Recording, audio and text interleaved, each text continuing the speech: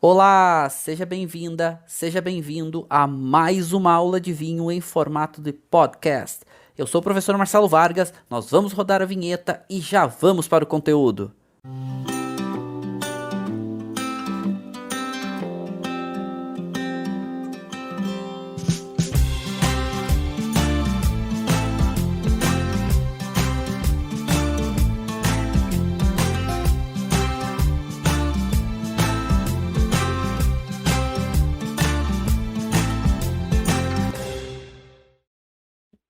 Então, sejam muitíssimos bem-vindos. Estamos começando uma aula muito mais que especial para falarmos sobre a nova onda dos vinhos chilenos. E esse novo cenário dos vinhos do Chile, ele é um cenário muito interessante. Ele é um cenário muito gratificante.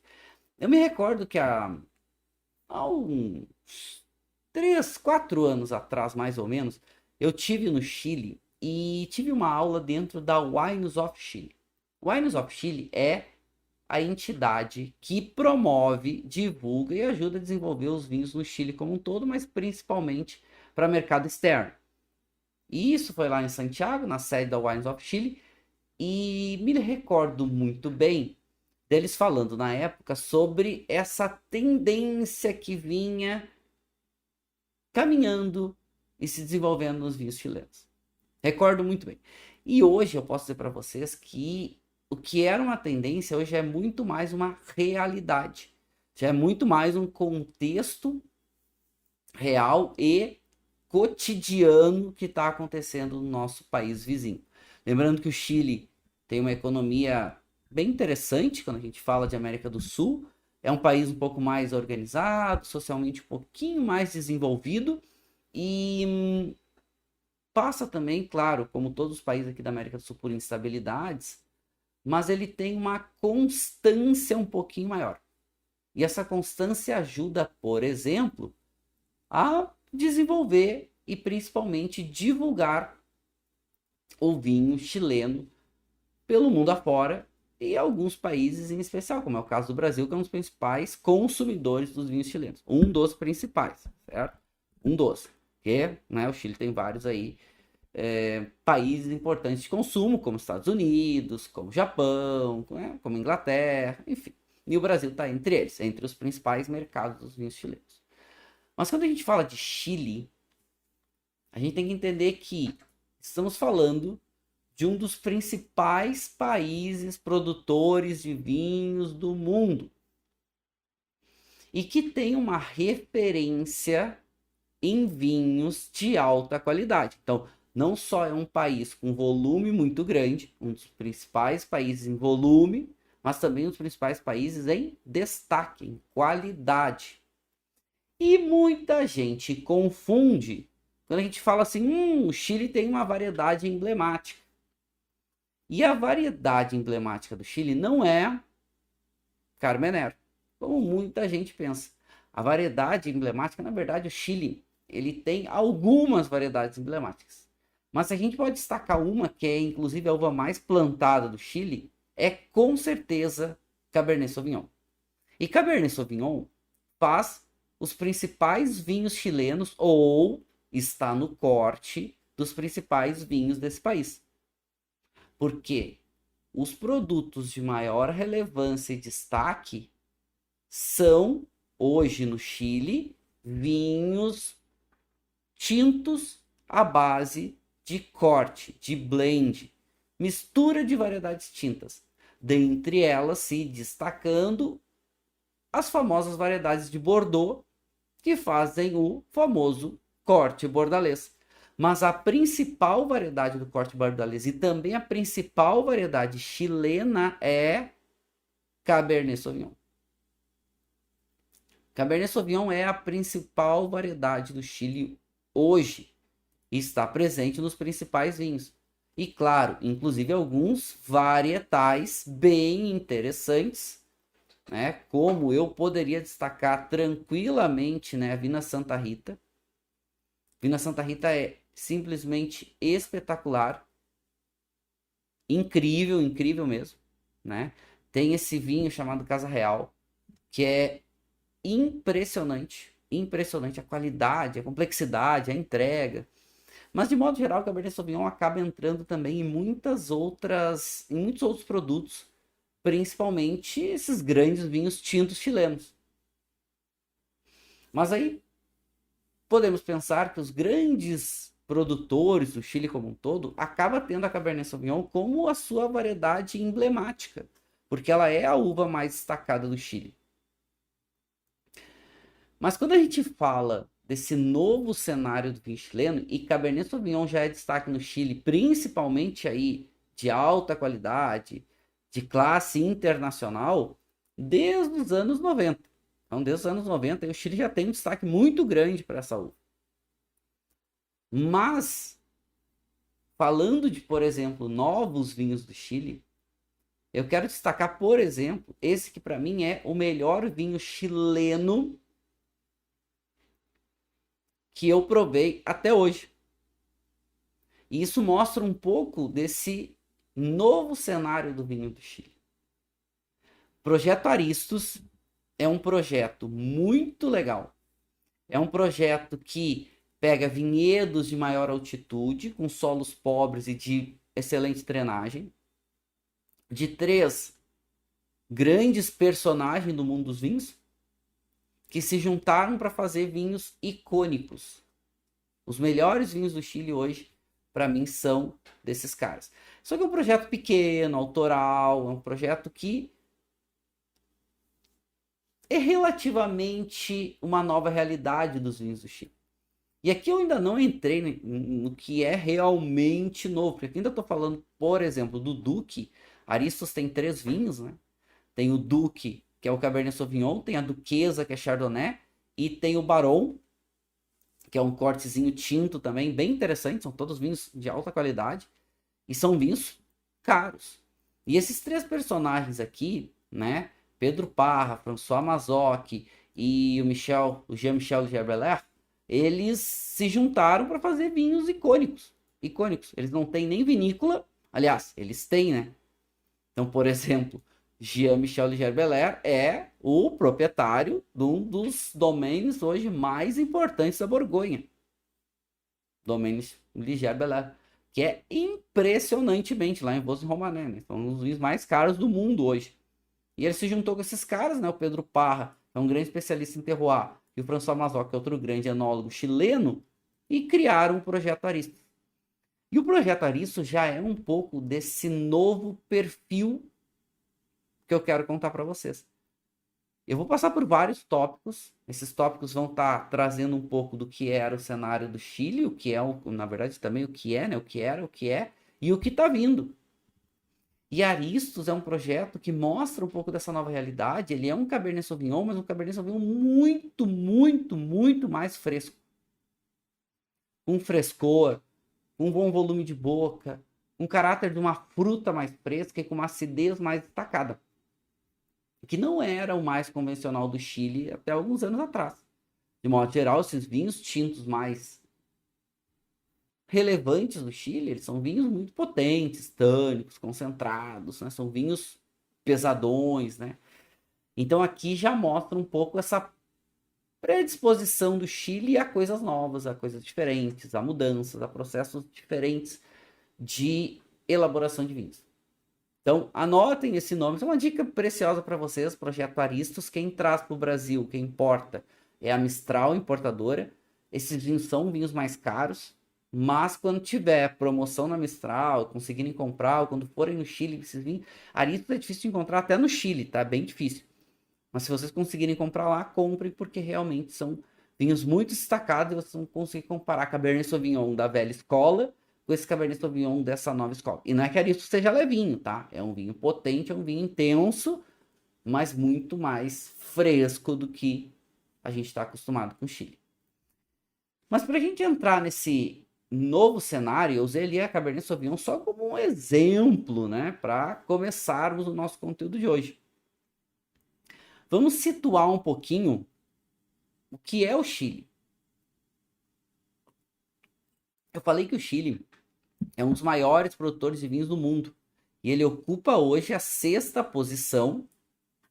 E ele está sempre aqui brigando pela famosa 5ª posição. Então esses países que são Austrália, Chile, a Argentina e às vezes a África do Sul, eles ficam brigando por essa quinta posição do país de maior volume de produção de vinho. Então o Chile, no final de 2021, ele finalizou com 13,4 milhões de hectolitros de produção. Então a gente está falando aqui, né, estamos falando de algo em torno aí de 1 bilhão 300 milhões de litros. É vinho pra caramba, é vinho pra dedéu. Então ele é um grande produtor, tem muito volume, isso é importante. Mas o Chile cada vez mais já produz vinhos de alta qualidade, mas cada vez mais produz também vinhos em uma maior diversidade. Só que para chegar nesse perfil hoje de diversidade, desses vinhos mais leves, esses vinhos mais frescos, a gente precisa entender que o Chile, historicamente, ele é um país de clima mediterrâneo e que acaba tendo muitos diferentes fatores moderadores de temperatura, fatores de influência de terroir. Mas o Chile, historicamente, produz vinhos potentes, vinhos intensos. É um país quente, é um país seco, e é um país que tem muita intensidade nos seus vinhos. Então, os vinhos chilenos, de modo geral, são vinhos mais alcoólicos, são vinhos mais potentes, mais intensos. Só que lá nos anos 80, para os anos 90, esse enólogo aqui, que é uma lenda até hoje no Chile, ele está vivo, tem sua vinícola, mas que lá nos anos 80, ele era o enólogo-chefe da Conte Toro. Conte Toro era uma vinícola na época grande no Chile, mas uma vinícola familiar. Hoje a Conte Toro é uma das maiores vinícolas do mundo, tá ali brigando, né, pelas primeiras posições de maior produtor de vinhos do mundo inteiro. Só que Pablo Morandé, nos anos 80, ele tinha terras em regiões mais costeiras do Chile. E essas regiões mais costeiras do Chile são regiões mais frescas. São regiões onde ficam mais próximo do Oceano Pacífico, que é um oceano muito frio, e que traz esse frescor para a região da costa, próxima ao mar. E o Pablo Morandé, lá nos anos 80, começo dos anos 90, ele começou a procurar áreas diferentes da região em volta de Santiago, que era a região mais famosa na época para a produção de vinho no Chile. E essas áreas diferentes para ter características diferentes, para ter produtos diferentes. O que influenciou ele, na época na Conte Toro, a fazer isso, foi o fenômeno da Chardonnay lá nos Estados Unidos. Os Estados Unidos estava bombando com a Chardonnay no mundo, porque tinha ganhado o julgamento de Paris em 76, estava vendendo Chardonnay para o mundo inteiro, né? O mundo inteiro começou a querer comprar os Chardonnays americanos, inclusive o próprio Estados Unidos começou a valorizar muito mais internamente seus produtos. E a Conte Toro queria fazer vinhos de Chardonnay mais interessantes, né? Vinhos brancos mais frescos. E incumbiu Pablo Morandé de procurar áreas para conseguir êxito nisso. Lembrando que nessa época, então estamos falando literalmente aí, final de anos 80, começo de anos 90, a região principal de produção de vinhos do Chile era em volta de Santiago, da capital, Santiago. Só que essa região é uma região muito seca, uma região muito quente também. É o famoso Vale Central. Eu lembro que a última vez que eu estive em Santiago, eu estava com uma guia que estava, né, fazendo os trajetos, que a gente estava numa equipe de estudantes de vinho, pesquisadores de vinho, e ela falou, olha, não chove de forma consistente em Santiago há literalmente 8 anos. Faziam 8 anos que não chovia bem em Santiago. O que significa? É seco. Tá, mas vamos lembrar que o Chile é um país que tem água em abundância por causa do degelo dos Andes. O degelo dos Andes começa, né, quando começa a esquentar, esse gelo dos Andes começa a derreter, corre em direção ao mar, cria os rios. Esses rios são as áreas mais baixas, que eles chamam de vales. Por exemplo, o rio Maipo, que cruza a região do Maipo, no fundo do vale, eles chamam aquela área de Vale do Maipo. Pois bem, água em abundância, mas em áreas quentes. Então, os vinhos, de modo geral, dessas áreas quentes, principalmente em volta de Santiago, são vinhos mais alcoólicos, vinhos mais potentes. E Pablo Morandé começou a procurar áreas diferentes para elaboração de vinhos mais frescos. E acabou achando áreas em regiões costeiras como bem adequadas para isso, porque ele tinha a fazenda, que é onde hoje é a vinícola dele, né, a Bodega Ré. Ele já não trabalha mais na Conditor faz bastante tempo. Ele viu que lá nas regiões mais frescas, os vinhos eles eram mais frescos. Por quê? Porque as uvas eram mais frescas, tinham ciclos diferentes, próximo do mar que era frio e tudo mais. Então as uvas preservavam o frescor, perdiam um pouco de potência. Tanto que esse trabalho de Pablo Morandé vai começar a influenciar muitos outros produtores que também começam a tentar ter vinhos de áreas mais frescas no Chile. Gente, estamos falando anos 90. Anos 90.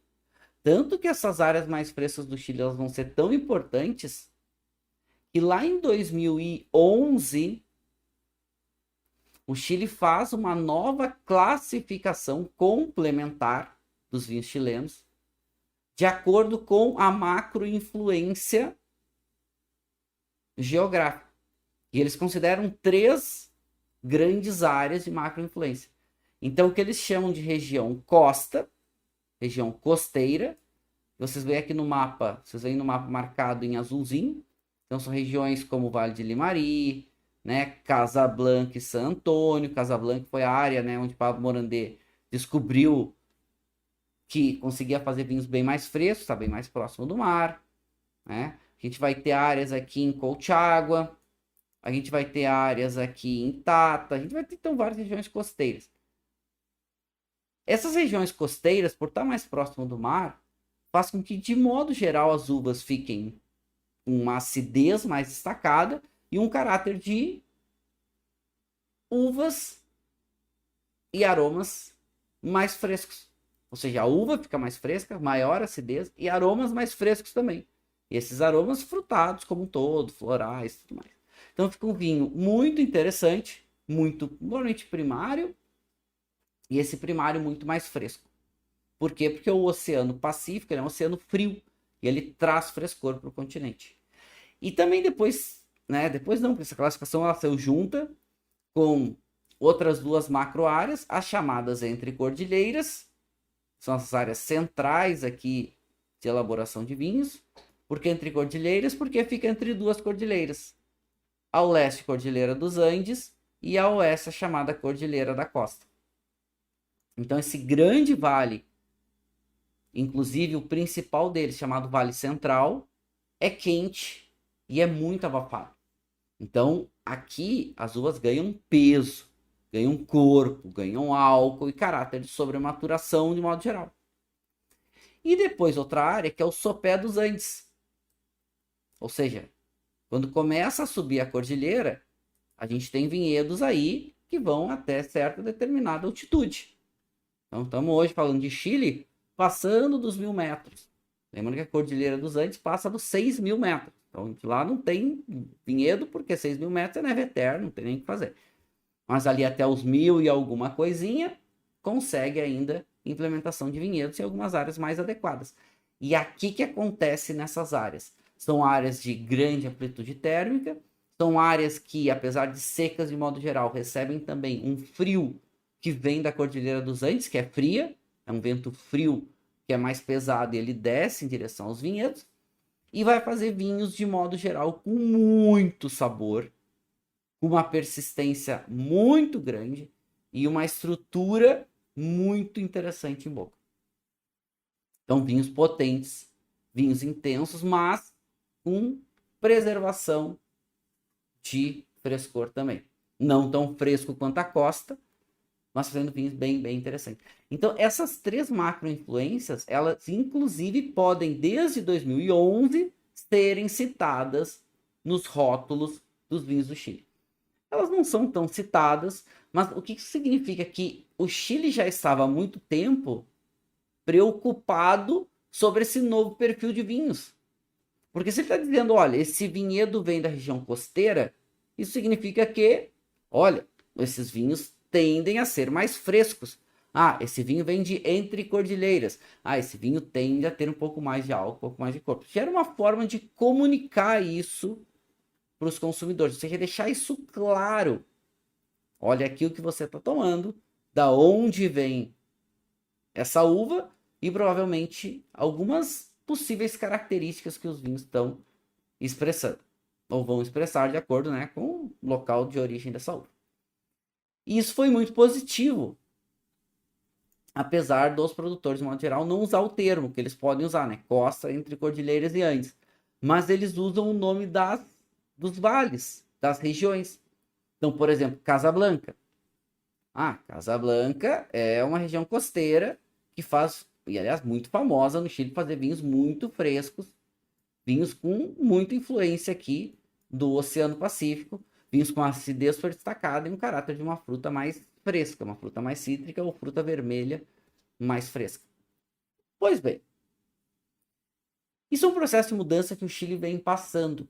E uma das grandes mudanças desses novos vinhos chilenos é exatamente vinhos com mais frescor, vinhos com mais elegância, abrindo um pouco mão do álcool, abrindo um pouco mão daquela quantidade muito grande de madeira e principalmente de caráter de sobrematuração.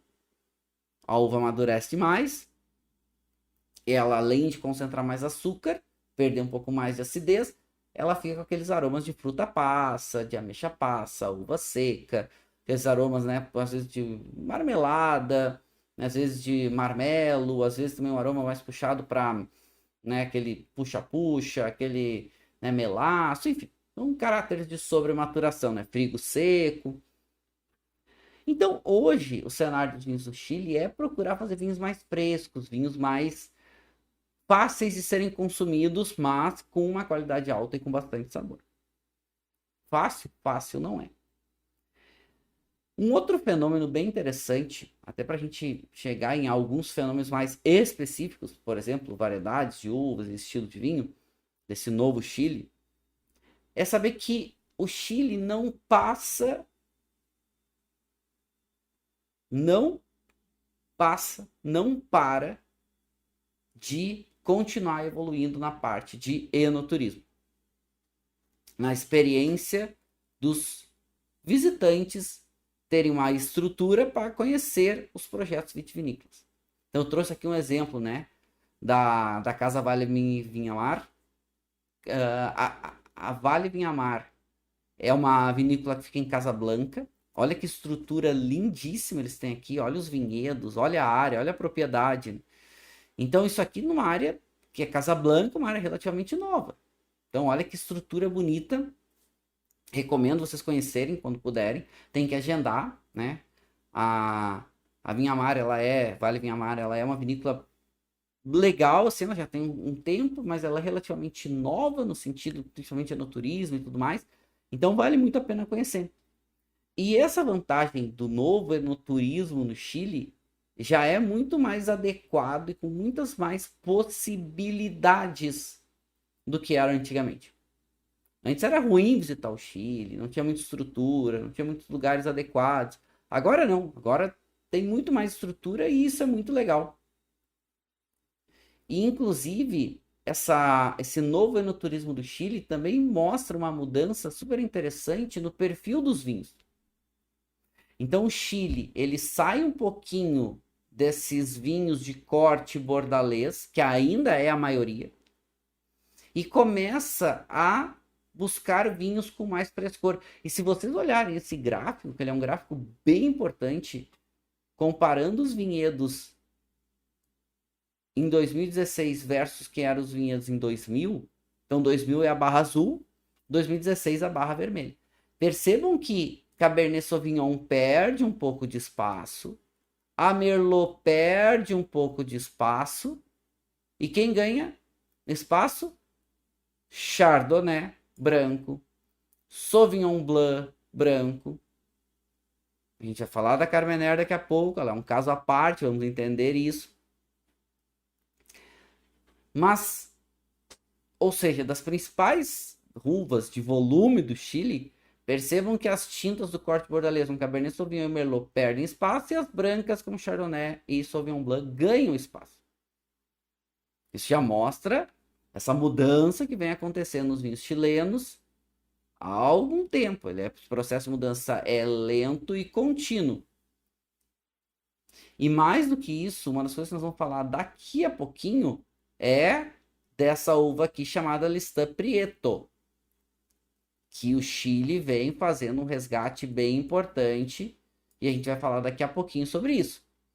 É uma variedade que ela é um pouco mais rústica, ela tem a casca grossa, mas com pouco pigmento, um tanino um pouquinho mais rústico, um aroma um pouquinho mais rústico, ela é muito produtiva, resistente à seca, e que o Chile chama ela carinhosamente de país, uva país. Conto mais sobre ela daqui a pouco, e é uma das novidades do vinho chileno, é esse resgate da uva país. Olha aqui, Pinot Noir ganhando área de vinhedos, a Malbec ganhando um pouquinho a área de vinhedos também, assim como a Syrah. E a Syrah ganhando área de vinhedos, exatamente em algumas regiões também costeiras, fazendo vinhos um pouco mais frescos. Então olha que interessante. Uma das coisas que a gente já está acompanhando nos vinhos chilenos hoje é eles mais frescos. Eles com mais acidez e mais caráter de fruta fresca. Não é só mais acidez. Isso é bem relevante. Não é só isso. A gente tem muitos outros pontos. Inclusive, o vinho que eu vou provar com vocês daqui a pouquinho, que é o Trapp, ele é um vinho de Pinot Noir. 100% feito numa região nova. Olha que legal. Inclusive ele fala, né? É vinho, é Pinot Noir. Né? Pinot Noir, Osorno Valley, Chilean Patagonia, handmade, ou seja, contando uma historinha bonitinha aqui de um vinho de Pinot Noir varietal. Então é uma variedade que não era tão comum no Chile. Ah, mas eu via Pinot Noir lá no Vale de Casablanca, eu via Pinot Noir lá em Tauá. Sim, ela existe. Mas ela vem ganhando alguma relevância no Chile, exatamente para ter perfis de vinhos mais frescos, mais elegantes. A Pinot ela expressa muito bem a elegância, né? Ela tem essa predisposição, um caráter mais fresco, fruta vermelha, morango, aquela nota daquela cereja um pouquinho mais ácida. E isso é bem, bem relevante. Ou seja, os vinhos chilenos estão mais frescos. Só que eu quero chamar a atenção, e talvez vocês já tenham ouvido falar, nessa uva aqui chamada criolla, ou crioja, ou crioulas. Quem são essas variedades? Essas são variedades vitiviníferas bem antigas, muitas chegaram lá na catequização que os padres espanhóis começaram a fazer na América do Sul, estamos falando aí final de 1600, e eles trazem algumas videiras com eles, lá da Espanha, e implementam essas videiras aqui na América do Sul para ter uva para fazer vinho para os ritos da Igreja Católica. E essa uva, como vocês podem ver, os cachos gigantes aqui, enormes, é uma uva que ela tem um volume muito grande, uma resistência muito grande. Então, por mais que ela seja vitis vinífera, ela é uma uva que ela é um pouco mais rústica, ela é menos elegante, ela não tem tantos aromas, o tanino não é tão presente, mas é bem marcado, não tem muita cor. Inclusive a Argentina chama essas variedades rosadas. E essas variedades elas continuaram sendo plantadas depois do fenômeno, né, da Igreja Católica e tudo mais, então, ou seja, tempos contemporâneos. Ela continua sendo plantada porque ela é uma uva que ela também é utilizada para pisco. Pisco, tu faz um vinho e destila. E ela é uma uva que, como ela é resistente ao calor, ela se dá bem ao Chile. Então essa uva ela continuou sendo plantada, ela continuou sendo cultivada, só que não para vinhos com destaque. Acabava indo muito mais para destilados, um outro produtor mais, né, mais artesanal ali, fazia, elaborava seus vinhos, mas nada de muita relevância. Só que de 10 anos para cá, o Chile começou a dar um destaque para essa uva.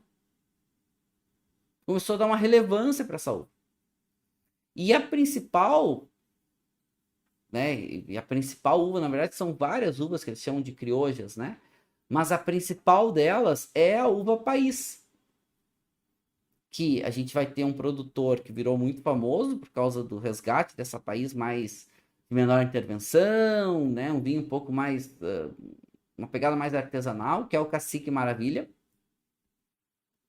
Mas não só esses produtores mais, digamos, de menor intervenção e produtores que querem vinhos mais naturais, mas os vinhos com produtores convencionais também começaram a resgatar essa variedade, como o próprio caso da Contitor e outras. Por quê? Porque ela é uma uva que já está há muito tempo aqui. E muitas videiras são videiras antigas, literalmente com séculos.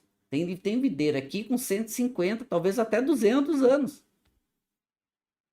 E isso faz vinhos gera uvas mais concentradas e vinhos mais concentrados. Então começou um resgate muito grande dessa variedade país. Então se vocês procurarem, vocês vão encontrar vários vinhos já que chegam no Brasil dessa variedade.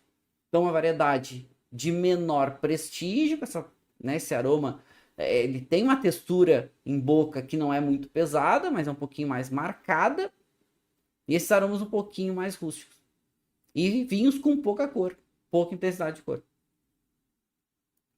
Então, o resgate da uva país, ou uva crioja, e vocês vão ver, eu coloquei no material aqui para vocês, essa ideia de confusão que acontece para começar a esclarecer um pouquinho isso. Porque a uva originária é essa uva chamada país. E o nome, na verdade, oficial dela é Lista Prieto, mas ela ganha diferentes nomes, sinônimos, aonde ela é plantada. Por exemplo, na Argentina, ela é a criolla chica. Eu sei que no México ela é chamada de Mission. Na Bolívia, ela é chamada de negra crioja. Então tem vários sinônimos. É a mesma uva com vários sinônimos diferentes. E como ela é uma uva que chegou aqui há muito tempo, ela foi dar origem. Então ela está prieto, ou vou chamar ela de país, que é o sinônimo dela no Chile, começou a dar origem a várias outras variedades, que também hoje são conhecidas como variedades criojas. Então ela vai dar origem aí à cereça, ela vai dar origem aí à crioja grande, ela vai dar origem à crioja 1, ela vai dar origem, né, a várias outras variedades, né? E isso é legal porque uma das tendências do Chile é começar a resgatar algumas dessas variedades um pouquinho mais antigas, não necessariamente usar essas uvas só para pisco, mas também vinificar e fazer vinhos mais, digamos, interessantes, modernos, frescos, leves, essa nova pegada internacional. Então, atenção às uvas crianças, que elas são não uma uva nova, mas o resgate e elaborar vinhos em alta qualidade com elas é uma grande novidade do Chile. A gente vai ver cada vez mais vinhos com a uva país aparecendo. Então aqui coloquei para vocês algumas questões dos sinônimos, porque ela é uma variedade então muito plantada. Lista Prieto é o nome original dela. Inclusive a James Robson no Wine Grapes usa essa citação como Lista Prieto. E que no Chile ela é conhecida como país, e na Argentina, que é a mais famosa, junto com o Chile, criolla chica. Isso é bem importante porque a gente também está vendo na Argentina um fenômeno parecido de também aparecer mais variedades criojas, principalmente a criolla chica, nos vinhos, e nos vinhos cobrando até um pouco mais caro. E isso é bem significativo. Isso é bem impactante.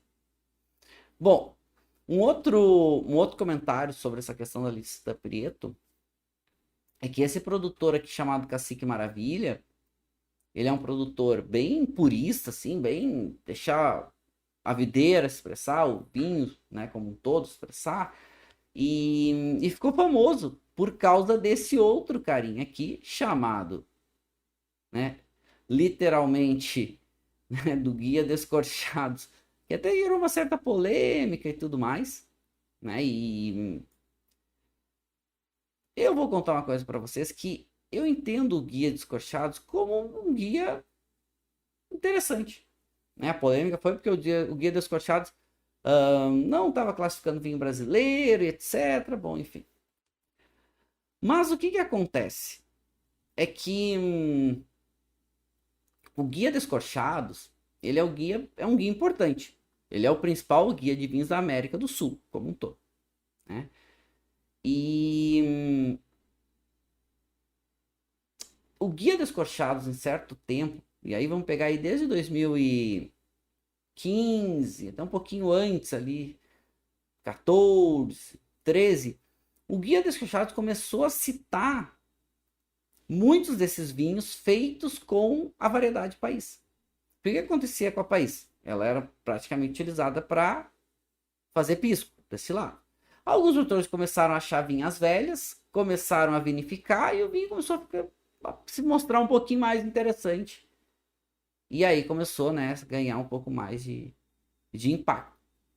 E esse carinha aqui, que é o responsável, que é o Patrício Tapia, que é o responsável pelo Descorchados, ele é um cara que gosta muito da variedade de país. Então isso impulsionou muito a aparecer novos produtores com essa variedade. E hoje é uma tendência de continuar crescendo no Chile e aparecendo mais vinhos com esse perfil, com essas características e com essa variedade, né? Variedade de país. Bem, o que acontece com a país, tá?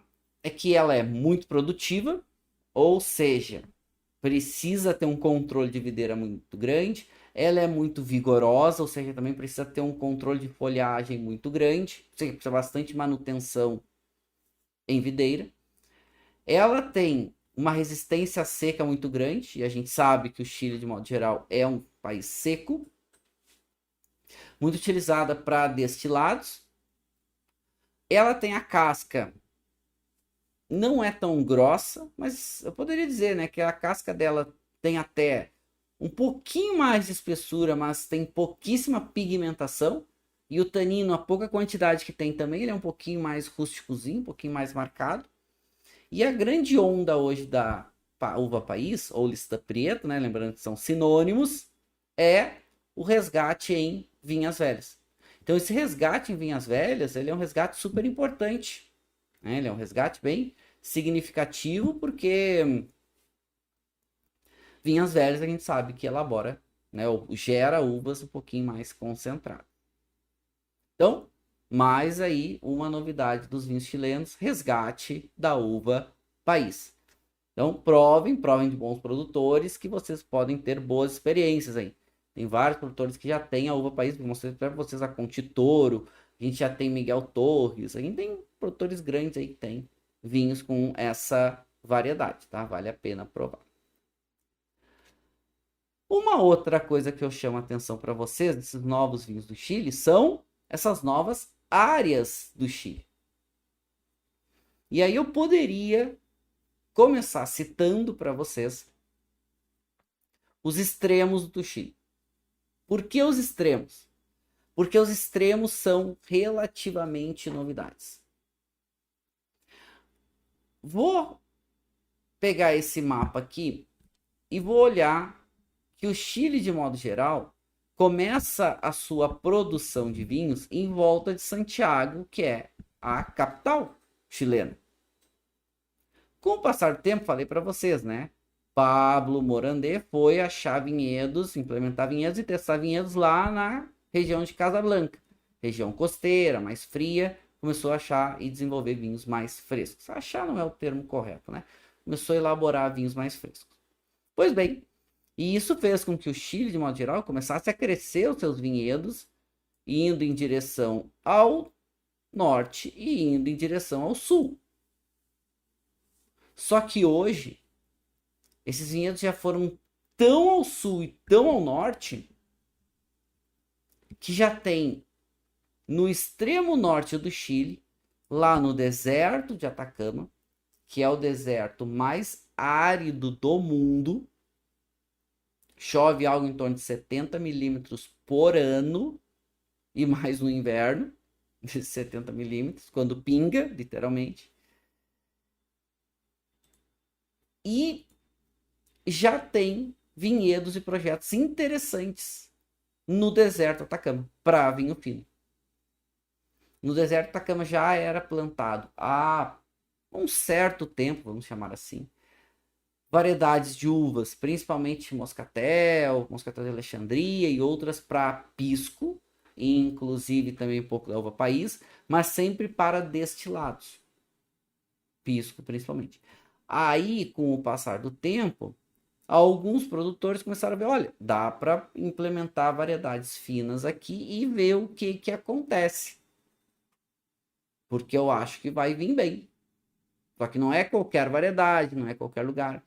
Então, como nós estamos falando aqui do deserto da Atacama, anotem aí vinhos do deserto da Atacama, porque são vinhos muito diferentes e a gente está vendo aí novos produtores surgindo aos poucos, enfim, mas são vinhos perfis bem diferentes. A gente está literalmente a mais de 1.700 quilômetros de Santiago, que é a capital, ou seja, estamos quase lá na fronteira com o Peru e com a Bolívia.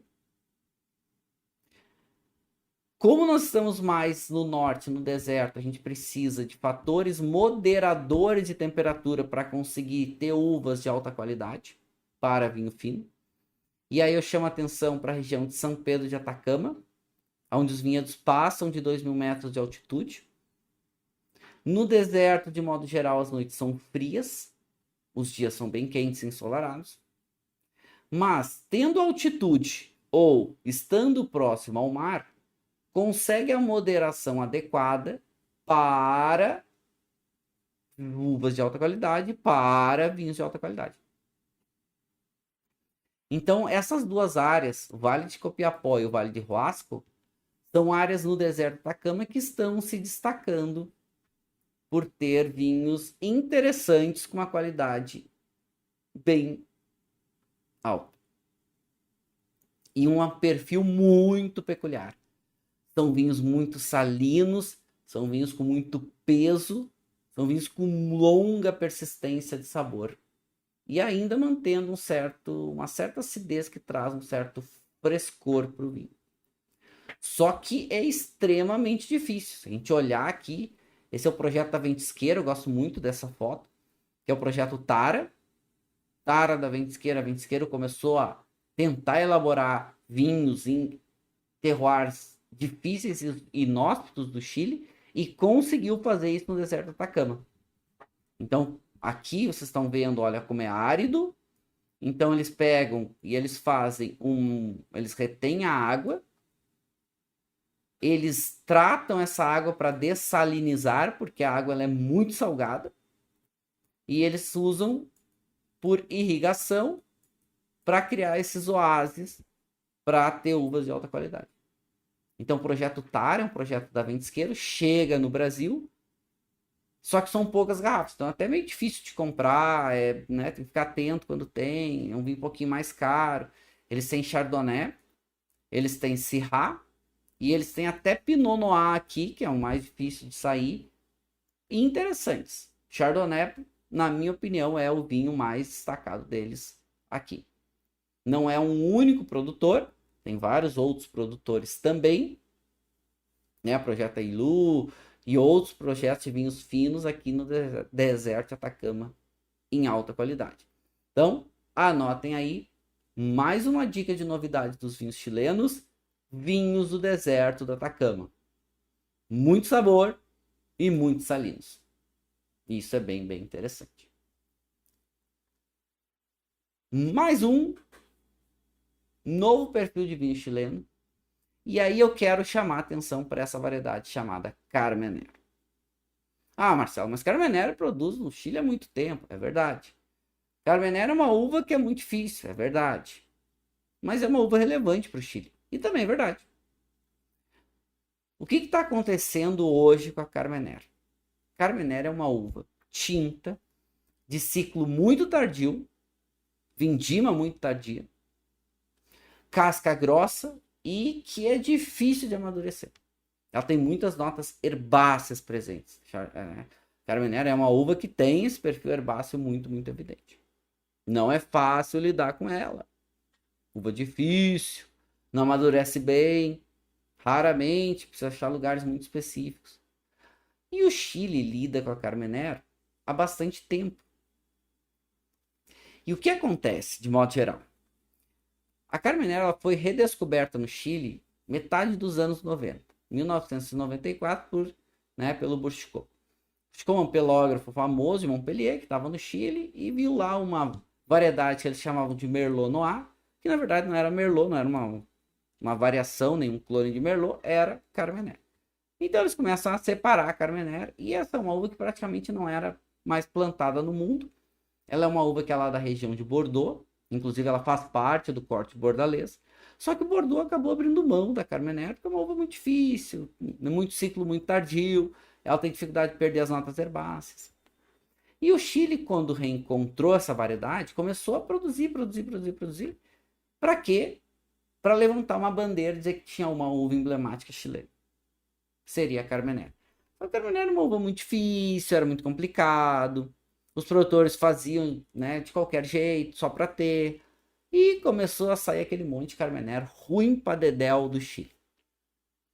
Bons produtores podem fazer bons Carmeners, que normalmente custam caros. Mas e o que aconteceu? Aconteceu que o Chile, nessa enxurrada dos anos 90 e começo dos anos 2000 de Carmener para o mundo, Chile começou a fazer um Carmener herbáceo, tanino muito marcado, muito alcoólico, baixa acidez. E o que era para ser algo extremamente interessante, de uma uva emblemática, começou a se tornar algo ruim. Porque, de modo geral, o maior volume do Carmener chileno era uma uva que não maturava direito, não tinha muita qualidade.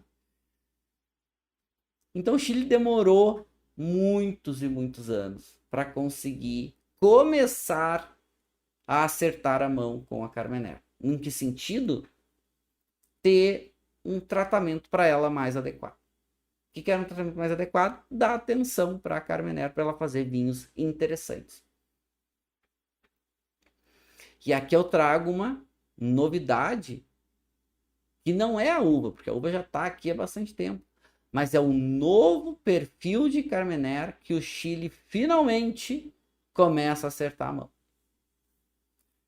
E o que é isso? Primeiro, Carmener é uma uva que ela tem muito caráter herbáceo. Ela tem muito metoxopirazina presente. Ela precisa amadurecer muito bem para fazer um vinho minimamente equilibrado, porque ela perde acidez muito rápido. Ela é uma uva de colheita tardia, então ela tem caráter de sobrematuração muitas vezes. Então, aroma de fruta sobremadura, aquele aroma de figo seco, cristalizado. Às vezes falta acidez. E os produtores queriam, de modo geral, mascarar aquele aroma herbáceo da Carmener muito presente. O que começaram a fazer? Passar Carmener por muito tempo em madeira, ter uma sobrematuração extra para tirar um pouco daquele caráter herbáceo da Carmener. Começou a fazer Carmener horrível. Essa é a verdade. Começou a fazer Carmener ruim, porque não é uma uva fácil. Então o Carmener do Chile ficou taxado como um vinho ruim.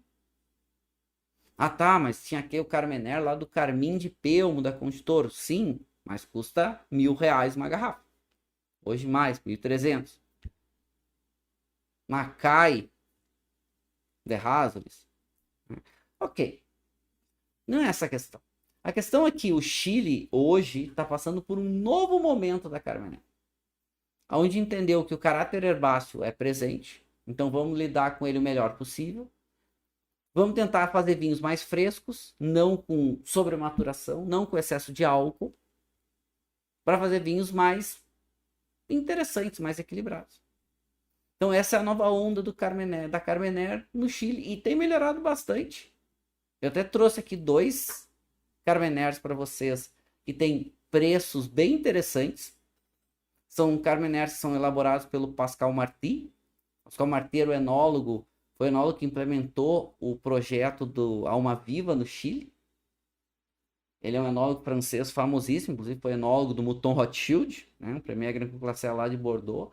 Ele foi implementar o projeto Opus One nos Estados Unidos, depois implementar o projeto Alma Viva, e ele resolveu montar a vinícola dele no Chile, abrir mão desses projetos tudo. E ele faz Carmeners bem interessantes. Vamos lembrar que ele é um especialista nisso, Ele é lá de Bordeaux e com preços interessantes.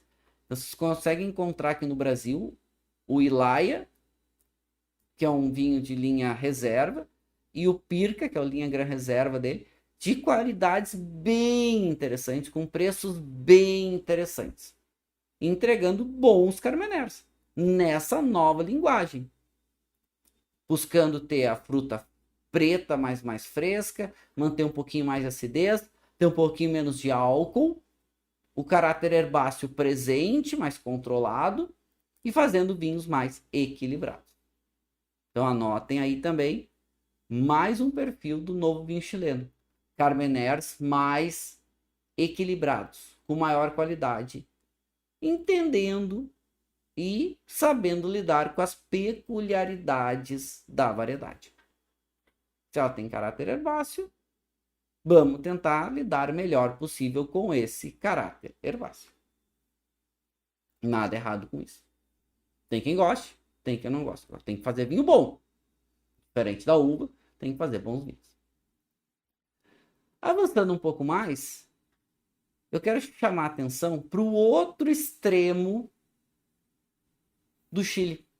Se nós falamos lá no extremo norte, a mais de 1.700 quilômetros de Santiago, deserto do Atacama, eu também quero chamar a atenção para o extremo sul. Principalmente no que hoje o Chile chama de região austral, ou seja, região sulina, ao sul. E nós estamos falando aqui de mais de 1.000 quilômetros de Santiago, só que agora vindo para o sul, em direção à Patagônia chilena. Então, São Santiago está aqui, então mais de 1.000 quilômetros para o sul, chegamos na região austral, onde tem dois vales bem interessantes, chamo principalmente a atenção para o Vale de Osorno, que é um vale bem ao sul, são alguns dos vinhedos mais ao sul do mundo. A gente está na Patagônia chilena, uma região fria e que chove muito, mais de 2 milímetros por ano. Só que, aliás, e é o vinho que eu vou provar com vocês, vem dessa região, vem de Osorno. Ah, vou provar com vocês aqui daqui a pouquinho. Mas o que eu quero chamar a atenção? Quero chamar a atenção exatamente para isso. Os vinhedos no Chile estão indo cada vez mais para o norte e para o sul.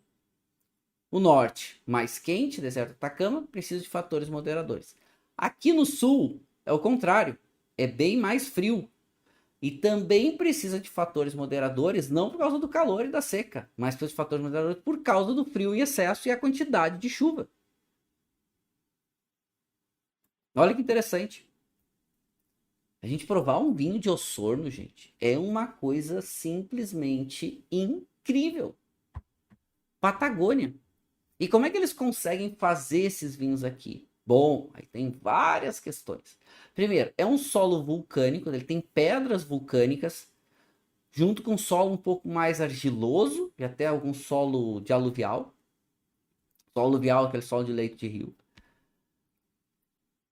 Essas pedras vulcânicas permitem uma fragmentação muito grande do solo e principalmente uma quantidade de micronutrientes minerais muito especiais, muito específicos. Os vinhos ficam com sabor muito interessante, mas nós estamos no sul, é frio, então são regiões frias, uma temperatura média e anual de 10 graus, média anual. No inverno é muito, muito frio, então estamos na Patagônia. Então o que precisa? Primeiro, áreas perto dos grandes rios ou dos grandes lagos, para o lago ou rio fazer uma moderação de temperatura. O Trapp, que eu vou provar com vocês, a vinícola fica bem, os vinhedos ficam bem próximos ao chamado Rio Bueno, um rio grande aqui na região e que ajuda, né, a moderar a temperatura na área, porque aqui é frio, bem frio. O solo com uma boa drenagem. E também o que acaba acontecendo é que as áreas dos vinhedos ficam atrás de cordilheiras, ou pequenas cordilheiras, pequenas cadeias de montanha, que bloqueiam um pouco essa chuva que vem do oceano. Então chove um pouco menos protegido por essas cadeias de montanha.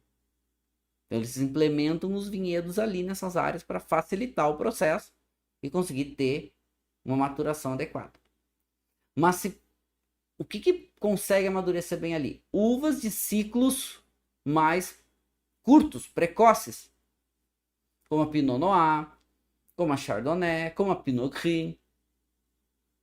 A Sauvignon Blanc tem um ciclo um pouquinho maior, mas que ela gosta de frescor, ela gosta de áreas um pouco mais frias, ela gosta bastante de sol. Aqui, como essas cadeias de montanha protegem um pouco da chuva, também protege um pouco daquelas nuvens de...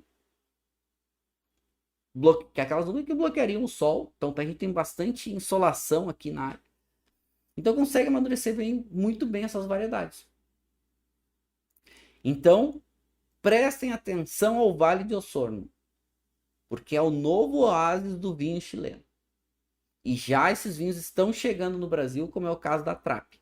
Quem traz a Trapp para o Brasil é a Domino. Esse vinho aqui eu paguei na promoção perto de R$ 200. Ele é um pouco mais caro, tá? Ele é um vinho na faixa de 300, porque é um vinho muito difícil de ser elaborado.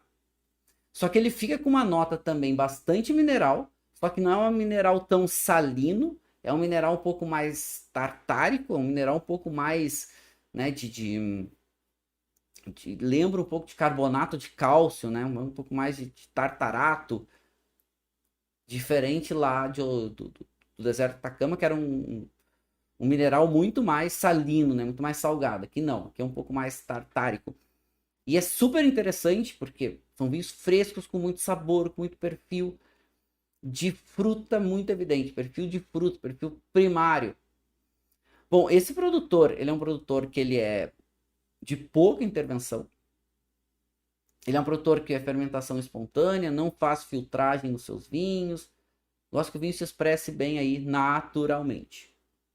Isso é bem interessante, inclusive, porque são regiões muito bonitas. São regiões menos exploradas. Tudo se torna aqui mais difícil e caro, porque é tudo muito longe. E um outro fator é por ser frio, são vinhos com menos teor alcoólico. Então, só para vocês terem ideia, o vinho que eu vou provar com vocês, ele é um vinho que tem 12,5% de álcool, né? Que é o Trapp, ó. Se olharem aqui atrás, ó, 12,5% de álcool. E ele pertence ao MUVI, que é o Movimento dos Vinhateiros Independentes do Chile. Então, além de tudo isso que a gente falou, né, é um produtor que gosta aí desses vinhos de menor intervenção, desses vinhos de,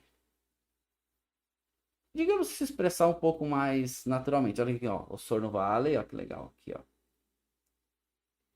Chilean Patagonia, né? Chilean Patagonia. Então é interessante, vamos ver. Chilean Patagonia. Vamos provar esse vinho? Tô curioso para provar esse vinho com vocês. Bem curioso, bem curioso. Até porque assim, olha que a gente tem um vinho aqui com pouca intensidade de cor para vinho tinto. Olha como vocês conseguem ver bem, ó. Consegue ver bem através dele. É um vinho límpido, ele é um vermelho rubi bem vivo, mas com pouca intensidade de cor para vinho tinto. Ele é quase um vinho rosé, né? Rosé com um pouco mais de intensidade, não é rosé, ele é pinot, né? Ele é tinto, classificado como tinto. E bom, no nariz, eu servi uma dose no Coravã agora, pouco antes de começar a aula, só tirei uma dose aqui pra gente degustar.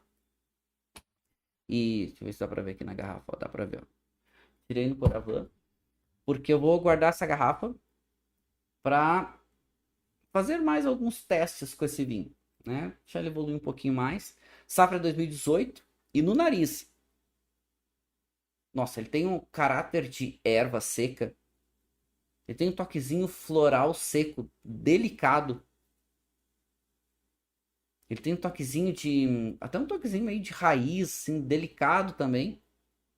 E a fruta parece bem, assim, só que é uma fruta mais goji assim. Goji mais evidentezinho. Um morango maduro. Nossa, é muito primário. E alguns aromas terciários já se aparecem, já se apresentam bem. Mas muito fresco, muito elegante. E super... o aroma, ele vai estando a taça, ele vem em camadas um pouco diferentes. Ele não é extremamente amplo, uma intensidade. É uma intensidade média de aromas, mas muito direto no seu perfil aromático. Muito direto. Bom, em boca.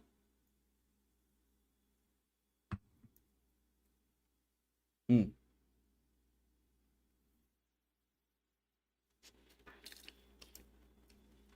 Primeiro gole não valia, mas já chama atenção por esse caráter de ervas.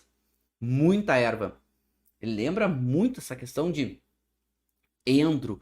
Ele lembra muito esse toquezinho meio até caulezinho de árvore. Tem uma textura do tanino bem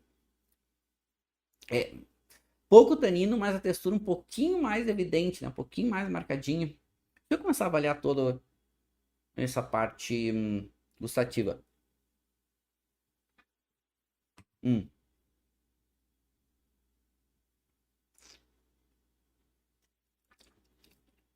Seco, tanino pouco, textura um pouquinho mais marcada.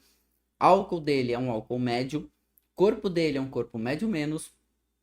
A acidez dele é uma acidez média para média mais. Eu vou marcar ela com média mais porque tem um bom frescor em boca. Mas ele é um vinho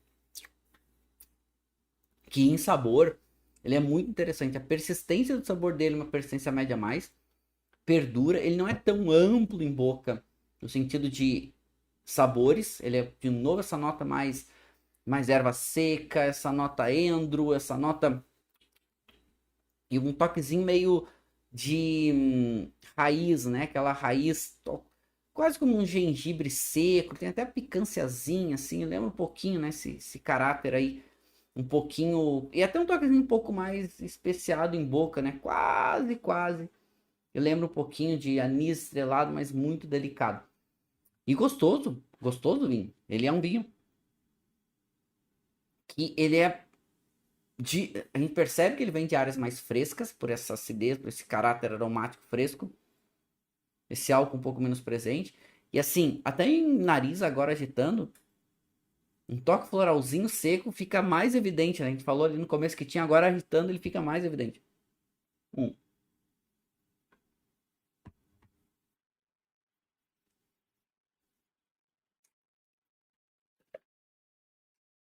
É um vinho que, assim, entrega bem.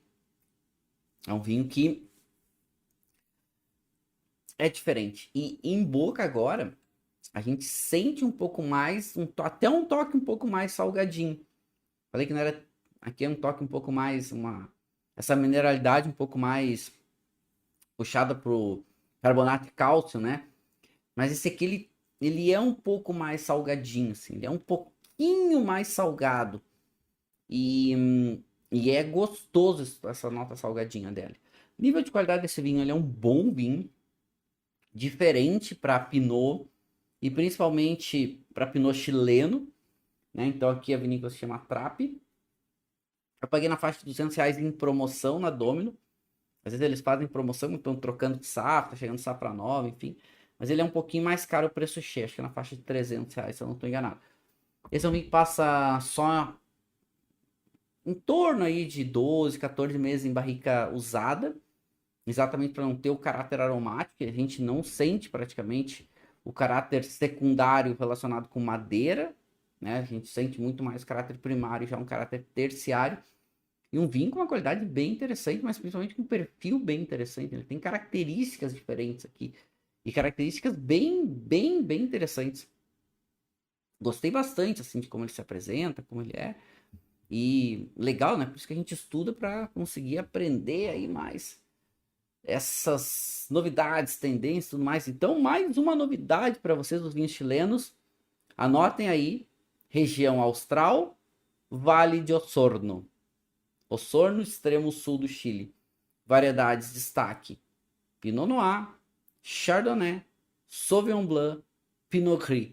Alguém fala também que a Riesling é a Riesling Renana.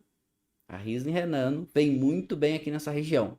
Bom, é uma região fria. Riesling Renano gosta de regiões frias com bastante insolação. Então, pode ser que aí a gente tenha um novo oásis de Riesling para o mundo. Vamos ver aí o que acontece aí nos próximos anos.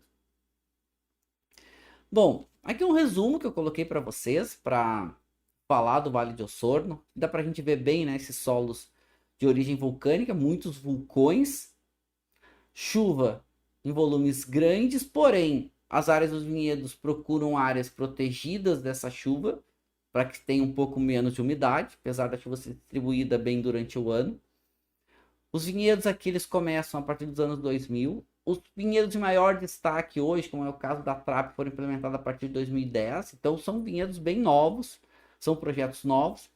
Esses solos muito ricos em essas pedras vulcânicas ajudam também na drenagem. E os vinhedos, de modo geral, ficam perto das grandes massas de água para dar uma moderada na temperatura. Só que aqui não para baixar a temperatura, mas para não ficar tão frio.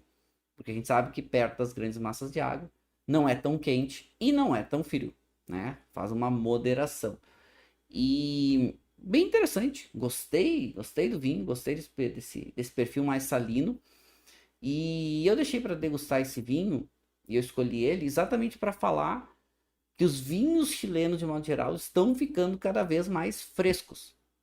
Estão ficando cada vez mais minerais. Minerais como um pouco mais salinos, um pouco mais com essa pegadinha tartárica, né? Até da acidez, até um pouco desse carbonato de cálcio, alguns chamam de caráter de giz, mais evidentes. Então, estão ficando mais frescos como um todo.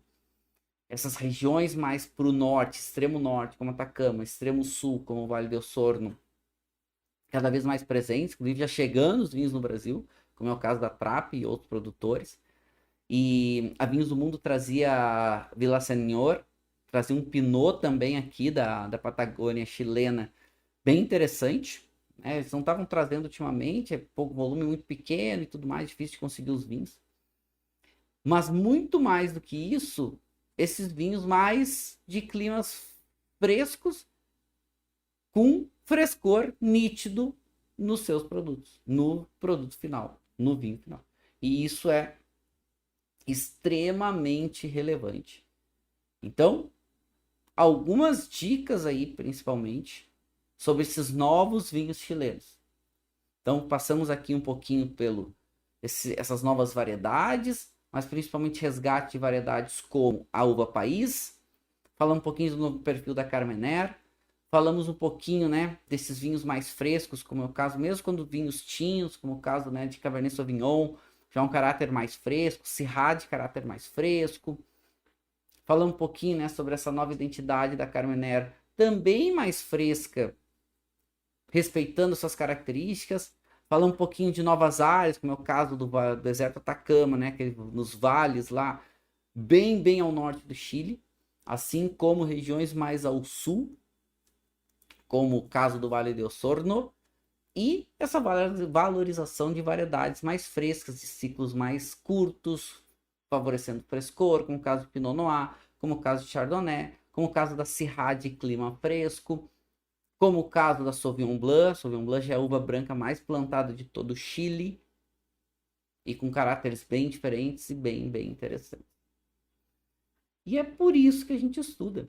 Então, provem esses vinhos, procurem esses novos vinhos chilenos, muito mais frescos, muito mais equilibrados e com diferentes perfis aí para quem gosta de consumir produtos com preço interessante, porque o Chile é nosso vizinho, cobra um pouquinho menos pelos vinhos, né? Tá aqui próximo, acordos comerciais interessantes que nos favorecem, mas com caráteres diferentes e bem interessantes. É por isso que a gente estuda, né? Adoro também, a gente estuda, aprende sobre vinho.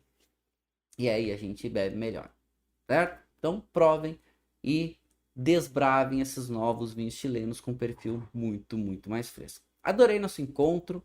Quero deixar um beijo muito mais especial. Agradecer a presença de todos, deixar aquele brinde final.